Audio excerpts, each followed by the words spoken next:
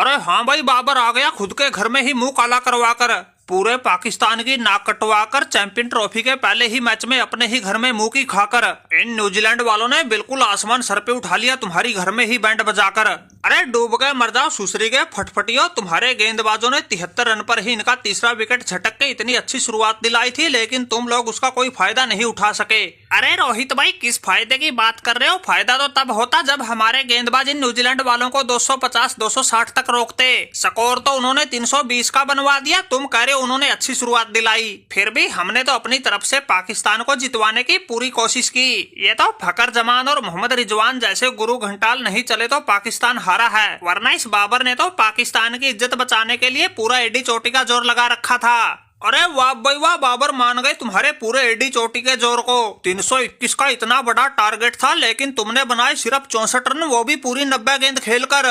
अगर तुम जैसों ने तेज तरार शुरुआत दिलाई होती तो आज पाकिस्तान की ये हालत ना होती। तुम्हारी उस धीमी पारी का ही नतीजा था जो प्रेशर में आकर हमारे सलमान आगा जैसों ने भी जल्दबाजी में अपना विकेट गंवाना पड़ा।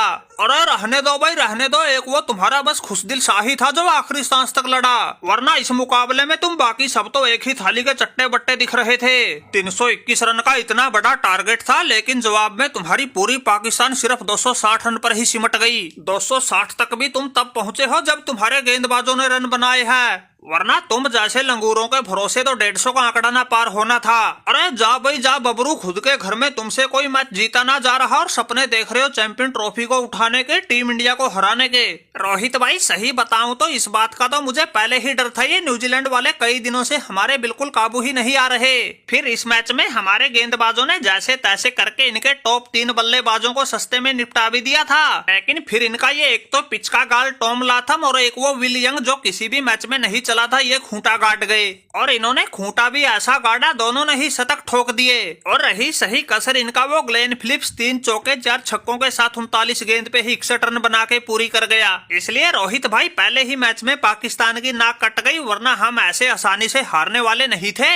अरे बेटा बबरू, ये तो मुझे भी पता था तुम ऐसे आसानी से हारने वाले नहीं हो, लेकिन मैंने तो पहले ही कहा था टॉम लाथम नाम है हमारा, जिस दिन चल गया अकेला ही बाजी पलट के रख दूंगा। और वो कारनामा मैंने इस मैच में करके भी दिखा दिया, अकेले ने ही 104 गेंद पे नबाद 118 रन का स्कोर बना दिया। वैसे रोहित शर्मा भाई, तुम तो अच्छे से जानते हो ये न्यूजीलैंड वालों को घर में घुसकर ठोकना कितना पसंद है, फिर तुम बेचारे इस बबरू के गले क्यों पड़े हो? एक ही रट लगा रखी है, घर में मुंह काला करवा लिया, पाकिस्तान की नाक को कटवा दिया। कुछ एक दिन पहले हमने तो भाई तुम्हारे घर में जाकर भी तुम्हारी इज्जत के साथ ऐसे ही खिलवाड़ किया था। टेस्ट सीरीज में तुम इंडिया वालों को तुम्हारी पिचों पर ही 3-0 से पानी पिला दिया था। और अब इस चैंपियन ट्रॉफी में देखना, जब 2 मार्च को इंडिया न्यूजीलैंड का आमना सामना होगा, तुम्हारा ऐसा हाल करेंगे तुम भी इन पाकिस्तानियों की तरह हार पचाने के बहाने ढूंढते रहेंगे।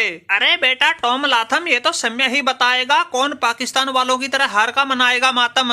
2 तारीख का हमें भी बड़ा बेसब्री से इंतजार है, तुम्हारे साथ कई हिसाब किताब चुकते करने हैं, लेकिन उससे पहले एक बार बांग्लादेश को 23 तारीख को पाकिस्तान को धूल चटा दें, फिर तुम्हारी भी अकल ठिकाने जरूर लाएंगे। अरे रोहित भाई, किसी भरम भुलेखे में मत रहो, इस मैच में तो हमने बाबर का गोबर निकाला है, लेकिन जिस दिन तुमसे आमना सामना होगा उस दिन तुम भी नहीं बख्शे जाओगे और हमसे टकरा के बाबर की तरह तुम भी मुंह की खाओगे।